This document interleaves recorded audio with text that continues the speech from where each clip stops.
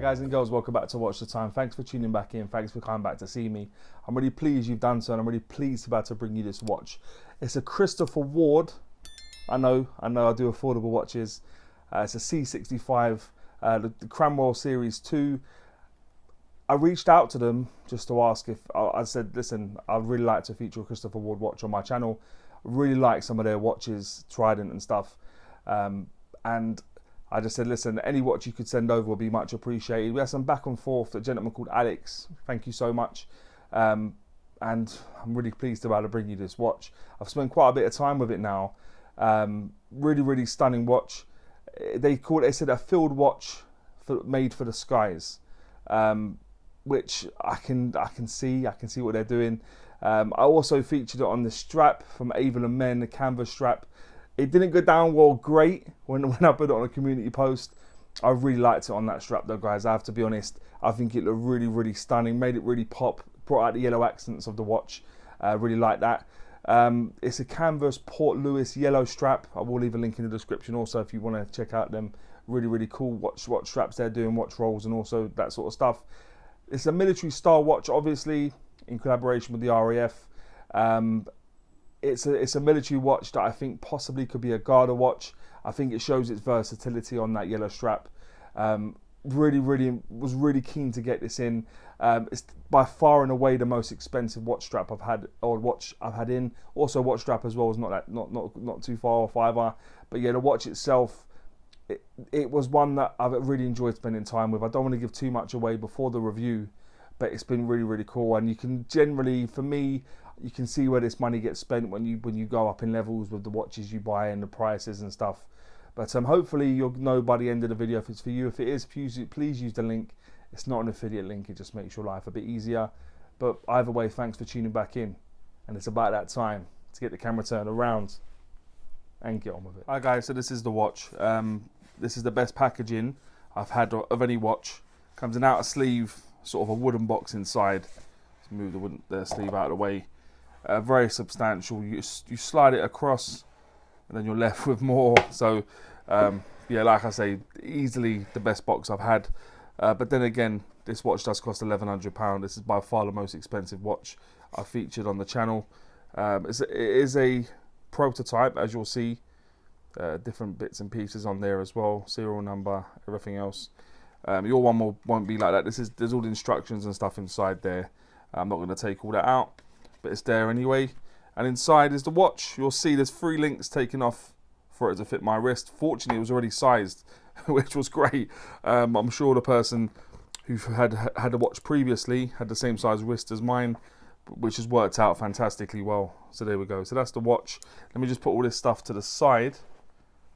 And yeah, you'll see my community post with this watch. I've really enjoyed spending time with it, to be honest. I really liked it on the Bezel and Men strap, the canvas sort of strap that they sent over. I thought the yellow really worked nicely with the yellow accents on the watch itself. So this is the C65 Cranwell Series 2. Yeah, really nice watch. It's a field watch made for the skies, which is what I've said in my thumbnail. That's what they've defined it as themselves over at Christopher Ward. I quite like that. But there we go, C65. Inside, it's running an automatic. It's a Swiss movement. It's a SW200. I'll bring some information up about that movement now. High beat movement. It's a clone of the ETA 2824. Really nice movement. There's like I said, there's a reason these movements keep getting used is because they're just really good movements, high beat movements, and you'll see all the specifications for those movements now, or the movement now, as I say. So there we go. The construction of the watch, aside from the crystal on the front, is all 316L stainless steel, as you'd probably expect. Really good finishing on the watch. I was really happy to have my new gloves so it doesn't leave fingerprints as I go through. There are marks on it, guys, so do excuse that. You'd have also seen it in my macro shots at the start. The Clasp has got quite a few, but it's a prototype. But in terms of, you can still see the sort of level of finishing that the watch has, and the brushing throughout is done fantastically well. as you'd probably expect. Really good transitions to the polished surfaces, as you'll see on the case. So yeah, all 316L stainless steel. So that's the brushed bezel, the bracelet, which is all brushed, the clasp, which is signed but all brushed, has got a diver's extension on the fly adjustment inside there, which I'll talk about in a moment. Fully milled clasp, again, you'll probably expect that. Deep etched, so we'll bring it up a bit closer. There we go. Deep etched case back. Predominantly brushed, polished outer edge. But like I say, generally the watch is brushed, but there is some nice polished surfaces to add a bit of, as you'll see on the case predominantly. But there we go, 316L stainless steel. The case thickness of the watch is 11.9 millimeters. The case diameter, I don't want to measure from the 8 to the 2, it was coming in at 37.9 millimeters. And when you go for the 9 to the 3, including the crown, it's coming in at 41.4 millimeters. The lug width on this is 20. That does taper down to 16 and back up to 18.5 mil at the clasp. Bit unusual, but that was the exact measurements. The lug to lug, tip to tip of the watch, excluding the male end links to begin with, it's coming at 43.7 millimeters, and when you include the end links, it's 48.4 millimeters. So it adds a bit of length to the watch. There is some nice downturn you'll be able to see there, so it doesn't really hurt too much in practicalities, but there we go. The case back, I've already showed you, is deep etched. I'll get it the right way around this time, and you'll be able to have a look at it. It's an RAF watch, so yeah, that's the information on the back. Swiss made, and some other information that we'll run through in just a moment, and it's got the serial number just along there as well. So there we go, S22036. So there we are. The bezel is a fully brushed bezel, fixed. So there we go, and the crown is situated at the 3 o'clock position. It's a screw down crown, very, very nice to deal with, really good size. I like the fact it's signed on there with the Christopher Ward. It's got a red accent going around the outer edge, and it's just buttery smooth, to be honest. Probably the best crown I've engaged with. Once it's engaged, or it's sort of catching, yeah, really, really smooth to deal with. So there we go, that's that. The bracelet, as I said, a bit of taper on there, all brushed, screw pins, keeping the link in place. As you'll see, the level of finishing on there is fantastic. The clasp, yeah, really nice, fully milled clasp. You've got the diver's extension in there. If you pull it, and then you want to push it back in, you pull this across, and then push it again. Really, really nice to deal with. Really, really easy for those sort of sweatier days. So there we go, that's the clasp. The crystal covering the dial with sapphire crystal. It looks like boxed dome sapphire crystal because it distorts at the edges, but really, really nice, and lots of AR coating on there because it's not reflecting as much as some watches I've had in.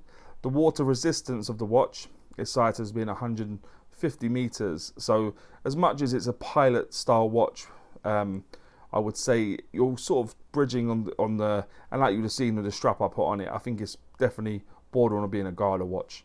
I'd be happy to wear this in most situations, and the water resistance doesn't hurt. The weight will appear in the top right.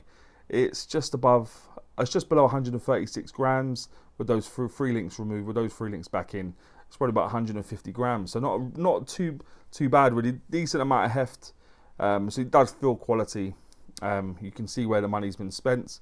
So there we go, guys. That's that. So let's have a look at the dial in just a bit more detail. So nothing has been applied. It's all sort of printed on. You'll see a minute track going around the outer edge. You've got yellow accents at the 12, 3, 6 and 9 o'clock position. You've got dots either side of the triangle, which is very synonymous with this style of watch. You've got more yellow accents, which is why I liked the strap that I put on it in the hour and minute. The second hand is a good proportion, reaches out nicely, as do the rest of the hands. You've got numerals inside the minute track everywhere except for the 12 o'clock, where you've got the triangle. In the inner circle, you've got the Christopher Ward logo, and you've got automatic chronometer, because it's SW200, it's chronometer standard. Put my teeth back in. Either side of the 6, you've got Swiss made, and I think it just looks really, really beautiful. The yellow with the black and the white, the accents of the hands, which is all white, with yellow inside them, and the yellow accents are other places. I think it really works nicely. Good proportions to everything, really, really clean. And it's all loomed. I'll bring the loom up now. The loom was good, to be honest. I probably would expect it to be given the sort of price of the watch, but the loom was very good as well. So there you go. That's the loom. As I said before, SW200, which is unusual because usually the SW200 does have a date. They've removed that ghost position, which is good to see. And again, you probably expected, given the price of the watch. It does hack. Take it, push it back in. It will start back up again. If you turn the crown away from you, you'll see that you can charge it up. If you push it in and turn it, you screw it back up. Even with the gloves, it could not be easier to deal with. So guys, that's the dial. Really, really beautiful. The finishing of the watch is exquisite. Let me just pop it on the wrist quickly, give you an idea of what it looks like on my wrist. Okay, so just for this shot, guys, I've taken the glove off. Yeah, I think it looks much better without the glove. The glove was kind of getting in the way, but there we go. Let me just give that a little wipe. There's a bit of fluff on there, probably from the glove, excuse me. But yeah, it's a beautiful piece, really, really nice.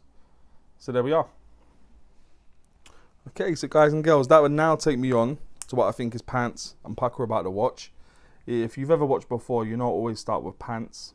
I like to go on a high with Pukka. So what I think is pants. It's not a great deal, to be honest. When it comes to these sorts of watches, you can get other watches of similar sort of movements and stuff. What you realise is the finishing is just on a different level with this watch. But if I was to choose anything for pants, it'd have to be the Clasp size, to be honest. I think if you look at the size of it, it just looks too big for the watch, in my opinion. I appreciate they're trying to cram quite a bit in with the on-the-fly adjustment and stuff, but I think the Clasp is a bit too long for the watch, to be honest. When you look at the head of the watch, look at the size of the watch, you look at the Clasp is a bit too big. So I'll go with the Clasp size for what I think is pants, and that's it. What I think is Pukka, considerably more. I do like the hands, the white hands, really, really nice. The proportions of the hands also very cool. The loom, obviously when you pay quite a bit of money for a watch, you'd expect the loom to be good. But yeah, I think that is definitely the case with this watch. The loom is fantastic. The size of this watch is bang on. Sort of 38mm is a really good size for this watch. So the size generally, the bracelet is super, super comfortable. Articulates really nicely. You'll see that how they sort of fold into each other. I found it to be super comfortable and well finished. The case back, I'm a bit of a sucker for a nice case back, and this has definitely got a nice case back, a nice deep etched nod to the RAF. As I've said, the finishing, I was starting to mention that on the pants, that's definitely not pants. The finishing on this is fantastic. The brushing is unbelievable. The transition to the polished surfaces is also fantastic. So yeah, unreal. And the general look of the watch, I think that it just looks beautiful. I like the black with the yellow and white, as I've said, to the backdrop of the brushed, slightly polished with some polished surfaces. So yeah, I think the general look is beautiful. So they're the things I'll mention. I'll go with the hands, loom, size, bracelet, case back, finishing, and the general look of the watch. And guys and girls, would I recommend this watch? I think if you've got that sort of money to spend and you want sort of like a military inspired watch with the Swiss made, beautifully constructed, I think Christopher Ward have you covered, to be honest. I think it's a really, really beautiful watch. So yeah, I would recommend it. Really, really nice.